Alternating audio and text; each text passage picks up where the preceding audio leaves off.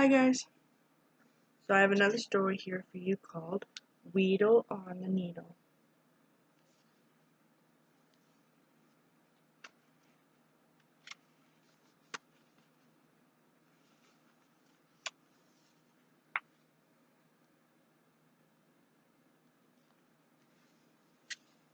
Many years ago, before anybody lived in the Northwest, there lived a very happy creature called a Wheedle.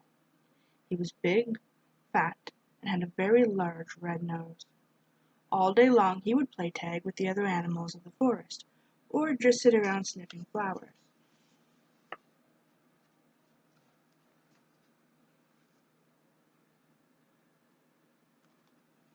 One day, while the Wheedle was playing, he happened to look down on the bay and saw a whole ship full of men arrive.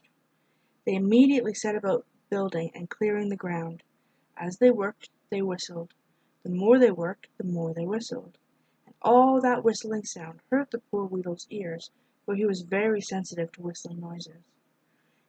It was so bad that the Wheedle could get absolutely no sleep at all. Day by day he became grouchier and grouchier to the point of grumbling at all his friends in the forest.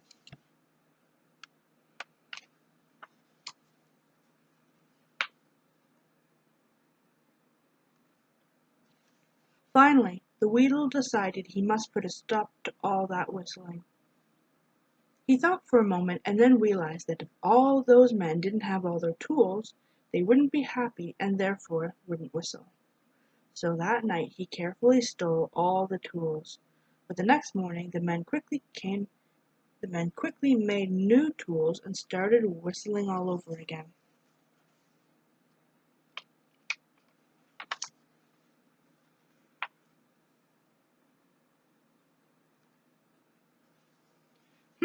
He grumbled. What am I ever going to do to make those people quit making that whistling noise so I can get some sleep? He decided that maybe the best thing to do was to scare them, because when people are scared, they can't pucker, and when they can't pucker, they can't whistle. He began creeping up behind them and growling at the top of his voice, and sure enough those men were so scared that they couldn't whistle. For one time he growled at a very brave lumberjack, and the lumberjack, to prove he wasn't scared, just whistled at the Wheedle. Well, let me tell you, that just about scared the poor Wheedle to death. He jumped back, put his hands over his ears, and ran into the forest.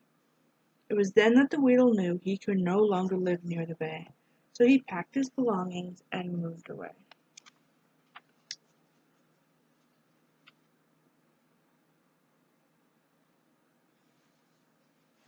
He wandered far and wide, searching for some place that was far enough away from the men so that he wouldn't have to listen to all that whistling and he could get some sleep. He wandered farther into the forest until he came to the very top of Mount Rainier. He listened very carefully, and as he couldn't hear even the faintest of whistles, he unpacked his sleeping bag, his toothbrush with a squiggly on the end, and his white woolly pajamas.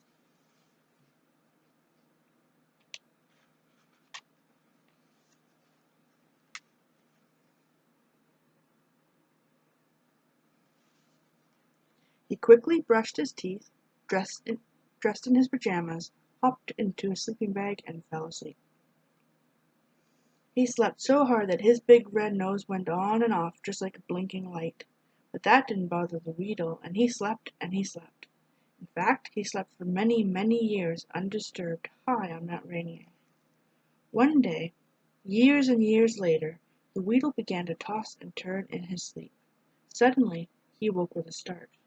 "What was that?" he grumbled as he rubbed the sleep from his eyes. He yawned once, stretched twice, and then peeked over the edge of the mountain to see what was going on.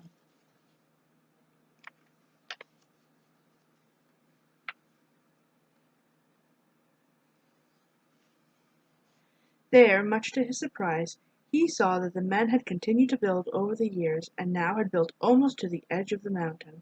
But what was even more alarming was the fact that everybody was whistling. "Oh, no!" cried the Wheedle. "What am I ever going to do now? With all that noise, I'll never get back to sleep," he grumbled.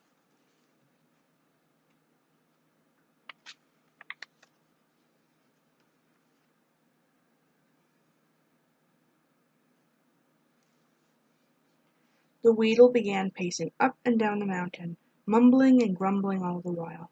Then his eyes lit up and a smile crossed his lips. "I have it," he growled, and with that he dug in his possessions until he found the biggest sack that he owned.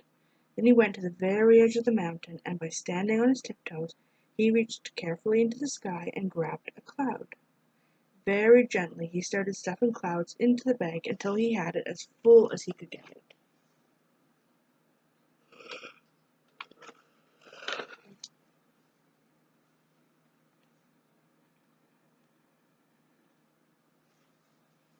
With the bag thrown over his shoulder, he set out for the source of his noisy problem, Seattle. When he finally arrived, he looked for the tallest building around in order to complete his plan. He picked out of all of the buildings the Space Needle.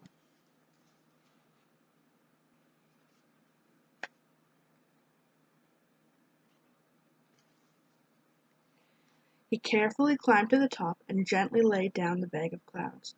He looked all around and grumbled. This wouldn't be such a bad place to live if it weren't for all that whistling. For you see, all around the Space Needle, children were playing, and the older people were working, and they were all whistling. The Wheedle reached into the bag, pulled out the biggest and wettest cloud, and threw it high into the sky. The cloud hung there for a moment, and then began to rain on all the people below.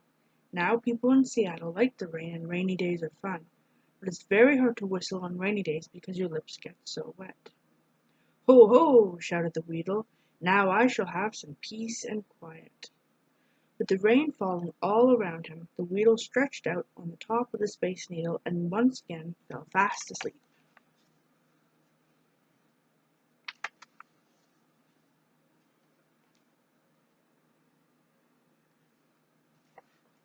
Soon everyone in Seattle knew that the Wheedle was responsible for all the rain, and finally, in desperation, the mayor went to the top of the Space Needle to see if he could get the Wheedle to stop the rain, if only for a day, so that people could whistle again. Very gently he shook the Wheedle by the shoulder. "Mr. Wheedle," he said, "please wake up." The Wheedle rumbled and grumbled and finally woke up. "What is it?" he growled. "Please," said the mayor, "could you please stop making it rain? The people are becoming sadder and sadder because they can't whistle while they work." The Wheedle told the mayor his sad story. "I never meant to hurt or make anyone sad," he said, "but I just can't sleep with all that whistling going on." The mayor thought for a moment. "I know what we shall do, Mr. Wheedle. I'll be back tomorrow morning with the answer to all our problems." With that he went away back to town to set his plan in motion.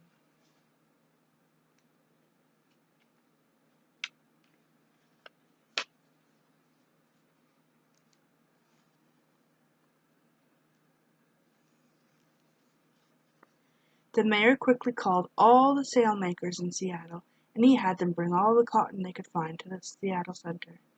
Then, when they all arrived, they began sewing all that cotton together. They sewed pink cotton onto yellow cotton, and blue cotton onto red cotton, and by early morning they had finished the task.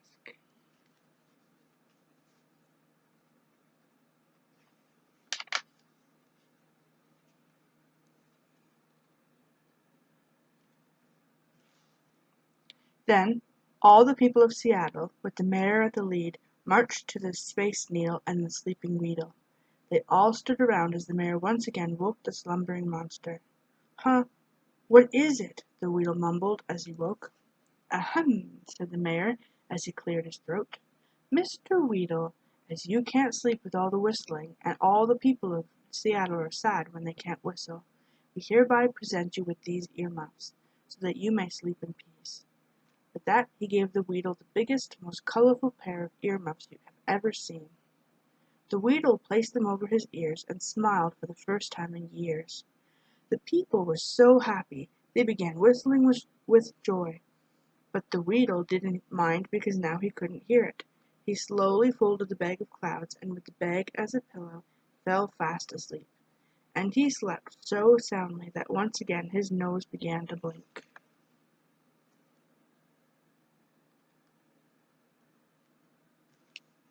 "There's a Wheedle on the needle, I know just what you're thinking, but if you look up late at night, you'll see his red nose blinking." The end.